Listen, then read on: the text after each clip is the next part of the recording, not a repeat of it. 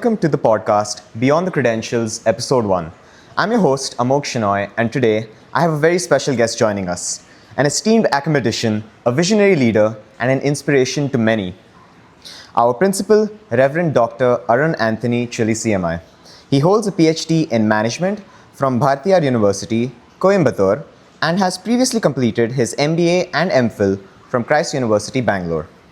His journey with Christ University, Bangalore began in 2008, and since then, he has contributed immensely in various capacities, shaping the institution's academic landscape.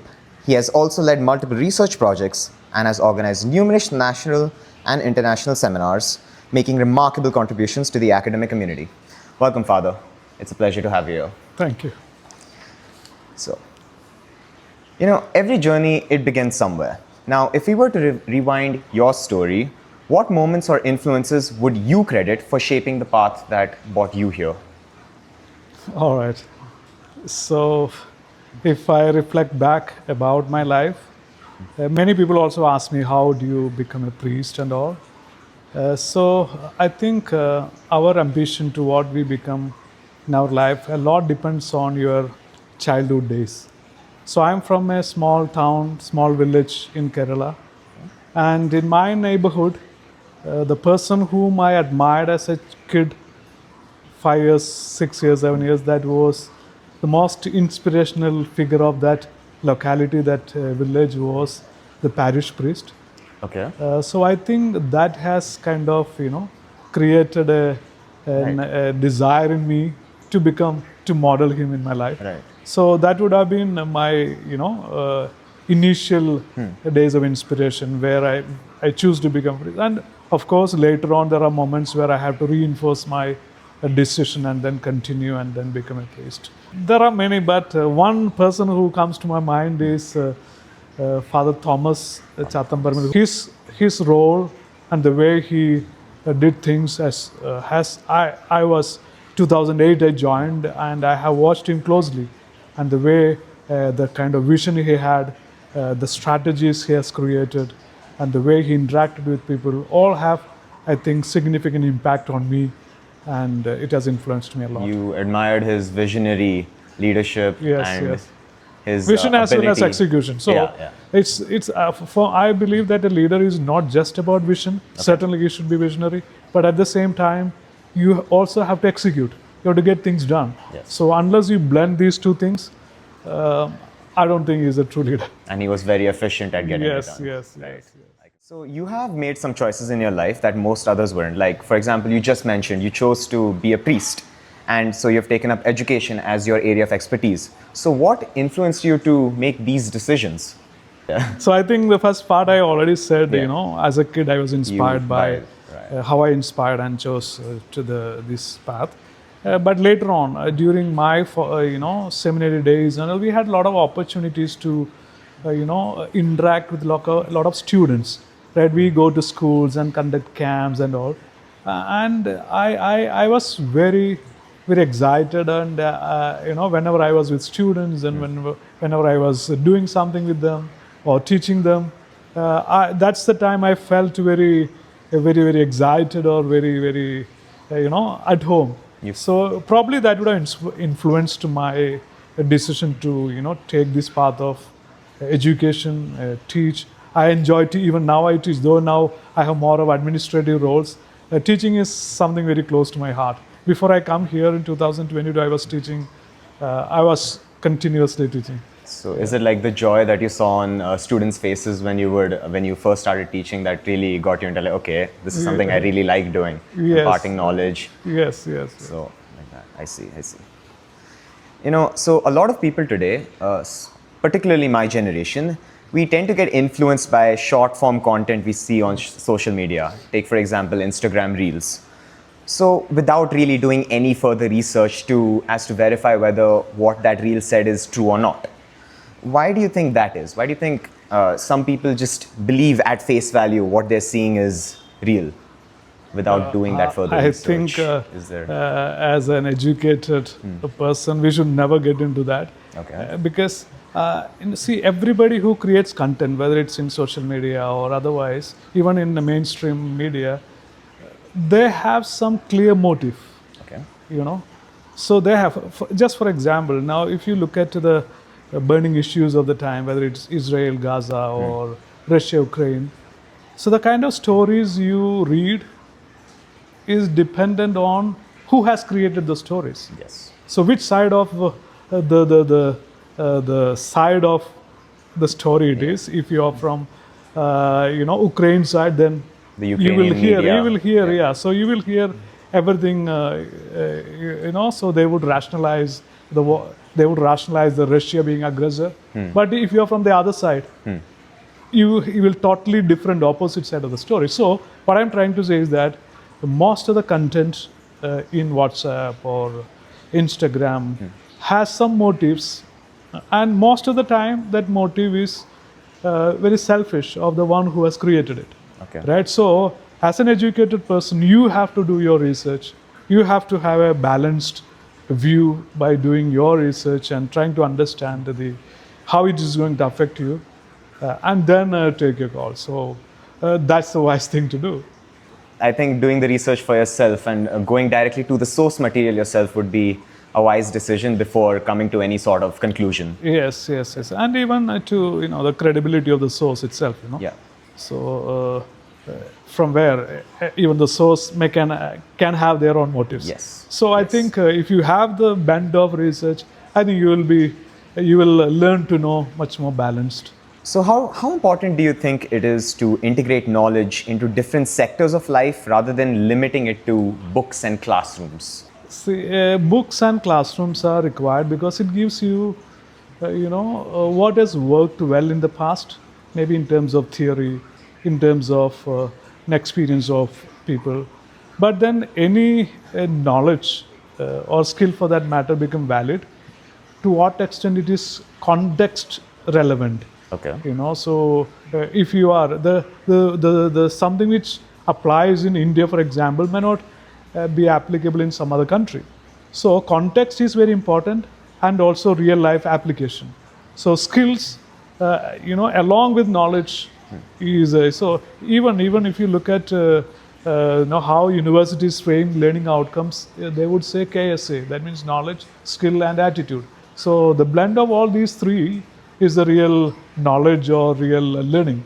So I think you have to be able to, even the classroom should become a place where you debate and discuss about how is the applicability or relevance of things you're learning in different contexts, right? So I think that process is important for the learning to be real and deep.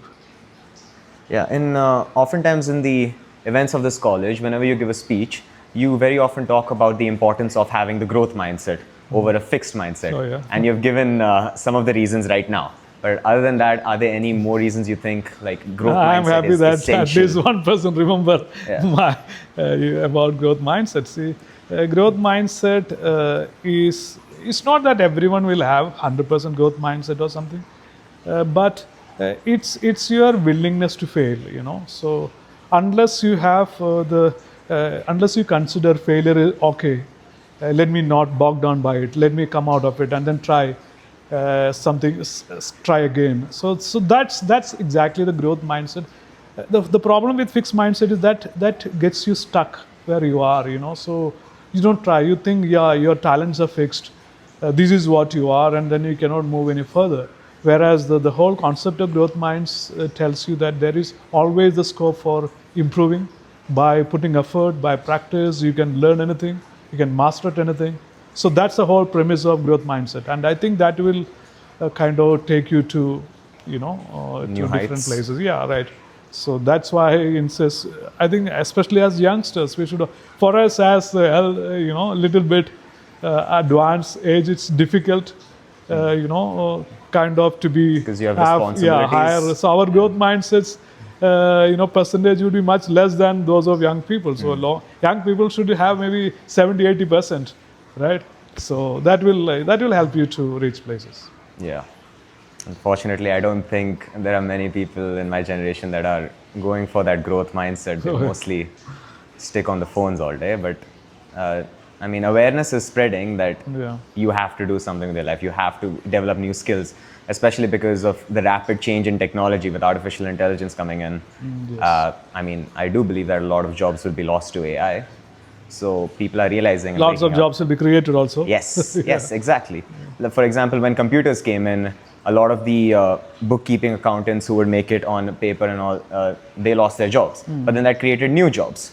So Yes, yes. the same thing is going to happen now, and people realize that. And I do believe that people are now working towards having a growth mindset. You're right. Yeah. So people today, they have to get their educational degrees. But in our society, I do believe that degrees appear to be more valued than skills. However, a degree does not necessarily provide the skill set required to excel in the job market. Take, for example, many computer science engineers today, they are unemployed despite having the degree. So why do you think that a degree continues to be valued so greatly?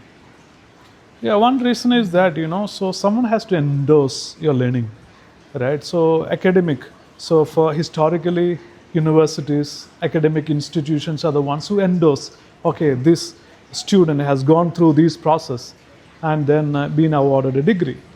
So, having said that, just a degree, which is a certificate alone, is not enough. And the quality of the degree also varies from institutions to institutions, even from country to country. The quality, which depends on the quality of the institutions, and which has, if you start talking about it, there are a lot reasons why the quality differs. It can be the culture, it can be the kind of practices, the traditions, and many social factors towards it. So what I'm trying to say is that you require some entity who certifies you, to endorse you, that you are gone through the process and then eligible to get some degree. So I think it will continue, but alongside the what happens in the process of getting a degree is changing. That means the learning process itself. There is a lot more focus on skills along with knowledge. Yeah. So institutions are changing. Now we have in India, we have NEP, which is focusing on multidisciplinary, outcome-based, competency-based education. Yes. So I think education will change for the better. But do you believe it's changing fast enough to? Oh, it's difficult, no? So any change is difficult for people. Very difficult and slow. Yeah. But some people, those who realize the need to change at an early stage, they are willing to experiment and do. Otherwise, for a society as a whole, the country as a whole, it's especially a country like India. It's so vast and so complex. Our education institutions itself are very different based on where it is located, urban, rural. So change across the board will be slow. But then being in a city like Pune, I think we are in a much advantageous position, understanding the environment and more tuned towards the change. Right. I want to know what some of your hobbies are. Oh, yeah, that's an interesting question. So I have plenty of hobbies. Okay. I follow sports. Okay. My favorite sports are football and basketball. Okay. Then I love reading. I love music. Yeah, so a lot of hobbies. Football, reading, music. Football. Favorite team? Liverpool and Barcelona. Liverpool and Barcelona. So Liverpool is at the top of the world in the Premier League right now. Yeah. Good lead points. Could you perhaps explain how the Premier League works? Because from my understanding, there is a point system, but I don't really know how that point system works. Yeah, I think Premier League, there are in the top tier. Premier League is the top tier or in the England. Okay. So you have 20 teams. Yes. Are in the competing in the Premier League. So each team play against all other 19 teams twice in a season, which would span about maybe 8 months or so, start in August and ends in May, right? So whichever team, a team in that season plays 38 matches. Okay. So at the end of the season, whoever is having highest points wins the league. Which would you say is a harder league, the Champions League or the Premier League? Of course, Champions League, because you have the best teams from different European countries come there and compete. So right. Messi or Ronaldo? Messi. Messi. Yeah. Okay. Why Messi? Why not Okay. Ronaldo? Yeah, I think Messi is more complete player. Ronaldo is a finisher, striker, and he is very good at it. But Messi plays in the midfield, Yeah. and they are the playmakers, And Right. his dribbling, I don't think anyone will Yeah. come close to it. Yeah, it's just Right, magic, yeah. isn't Yeah, it? yes, It's yes. just And that's the beauty of football. Yeah. Yeah. You follow basketball as well, right? Yes, yes. I follow NBA, Right. Okay. So, which is your favorite team in the Golden NBA? State Warriors. Sorry. Golden State Warriors. Right. Okay. Okay. Do you have a favorite player in that team? Stephen Curry. Stephen Curry, of course. Yeah. Right. How do you find a balance between your passion and your education work? Many people struggle to find the time for their passion, or in some cases, even figuring out on what their passion is. So, what is your advice for these people? No, I don't claim that I balance to that extent. Okay. But I think it's all about managing your time. So you have to understand what is your key responsibilities, what makes you an impact in your life. So, and then allocate your maximum time for it. So if you are able to figure out, and if you can create a good schedule and stick with it. So if you want to, for example, if you want to work out, you have to fix a time and then stick with it. Otherwise, you will have n number of things, and Yeah. then that will go in the background. Yes. So I think having a routine, having will able to prioritize, I think that will work. But then each one have to figure out what best he or Right. she can do to balance his life. So, like, set a list of priorities. Is that what you're saying? And then manage your time Yes, yes, effectively yes. according to And that. have a routine. Okay. Stick with it. Yes. Routines. Do you stick to routines? Not always, Okay. but I try, because otherwise it doesn't become a habit. So to the extent things become a habit, it's easier for you to stick with it. Yeah. But then if you come on and off, then it's very difficult to come back again. Suppose you miss working out or anything for a few days, then Yeah. coming back again Yes, to yes. get to do it, it's difficult. I can attest to that. If I miss a few, let's say 1 or 2 weeks of working out, and then when I come back, it's all of a sudden much harder to perform Exactly, at the yeah. same level that I was prior to working out consistently. So, what are some of the experiences you've tried but failed at, or perhaps they just didn't work out in your favor? And how have you learned from them? So that's a good question.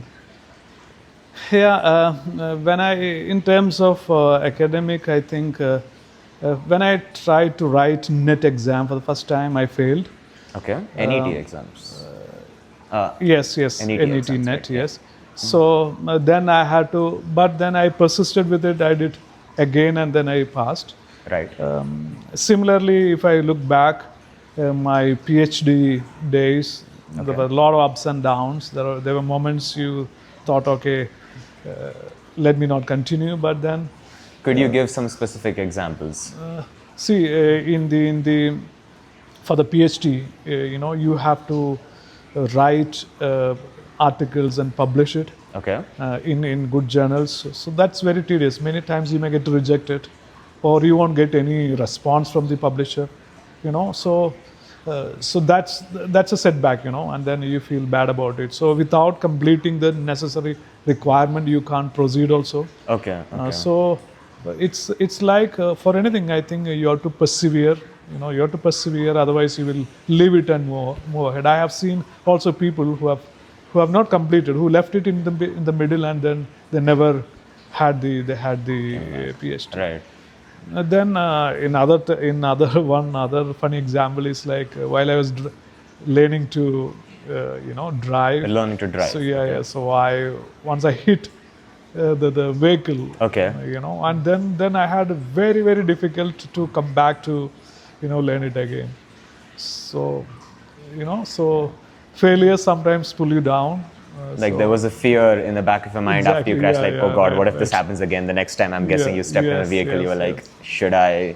Exactly. It took me, in fact, 2-3 years. Yeah. Oh, okay. After that only I came back. So to Right. anything, yes. Mental health among students. So, well, people in general. It is a pressing concern. And what advice would you give to someone who's going through difficult times? Let's say a series of bad days or a series of bad weeks or maybe even months. What is your advice to these people? I think one should get help. Okay. Today there is a lot of help available. Maybe unlike in the past, there are specialists, there are counselors, there are experts. So you should go, you should help, because there are a number of coping mechanism, strategies, techniques.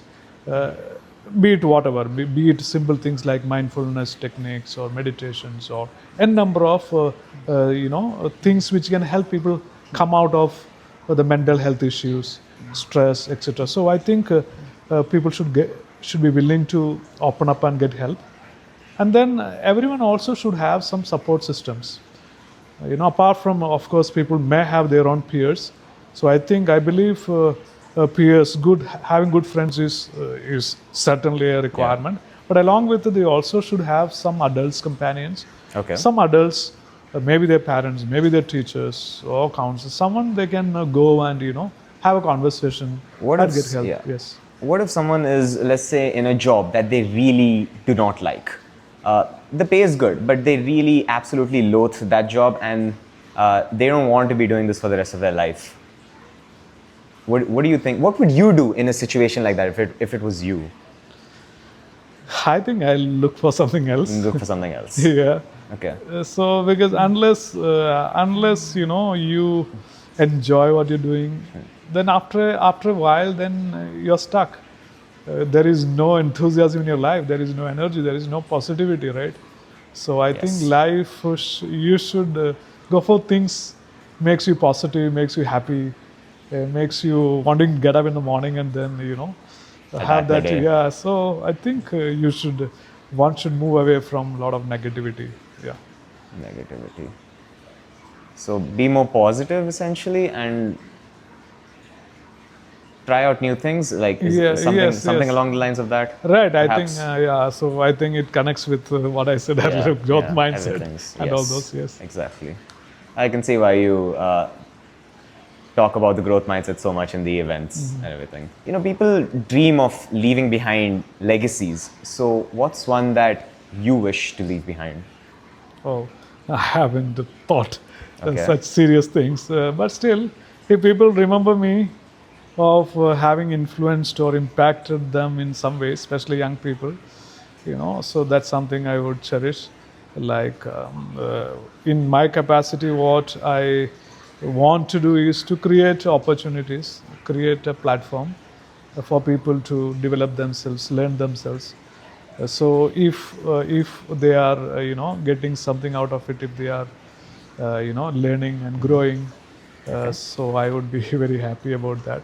But I haven't really thought through that kind of legacy stuff. What if your legacy was that you inspired a lot of people to try and be better and to have a growth mindset, to try out new things? Would you be happy if that was your legacy? Yes. I would be very happy. If there's one message you want to leave behind as a mentor, what would that be? Yeah, I think I said it earlier. See, life may not be always a bed of roses, right? There are challenges, there are struggles, and that applies to everyone. So I think you have to, stay positive, which is easy to say, very difficult, very hard. But then that's the only way, and because unless you are positive, you cannot learn, you cannot create an impact. So you have to move away from things which pulls you down, be it people or be it situations. There are a number of constraints. That's not for you, one person, for everyone, right? So you have to somehow motivate yourself to have that positive growth mindset, and then be open for learning, be open for growing. You mentioned that one of your hobbies is listening to songs, music. Would you like to sing something? Oh, don't put me in trouble. What would I sing? I'm not a. By the way, I'm not a good singer. That's okay, sir. Yeah. So if you want me to sing, what would I sing? Let me check some lyrics. I'm bad at It's okay. lyrics. So it's perfectly all right, Father. But I think everyone would So love this to. is one song, a Christmas Right. carol, which I like very much. I like to listen it. Right. Yeah. So Christmas I'm carol. yeah, I'm not good at singing this, but still I'll try. Mary, did you know that your baby boy would one day walk on water? Mary, did you know that your baby boy would save our sons and daughters? Did you know that your baby boy has come to make you new? This child that you delivered will soon deliver you. Is that enough? I'm sorry. I love that. I love that. That was thank you. fantastic. I love that. I'd like to thank you, Father, for opening up and sharing the beautiful story of your life, your inspirations, your passions, and the moments that have shaped you. Listening to you has not only been a privilege, but also a reminder of how purpose and positivity can influence those around you. I particularly enjoyed your singing, and hopefully, I hope that I'll be able to see that again in some of the events, perhaps. Oh my God. I really liked it, sir. So thank you so much for joining me here today, sir. Thank you. Thank you. Thank you. Thank you very much. Thank you guys for watching, and see you guys in the next podcast.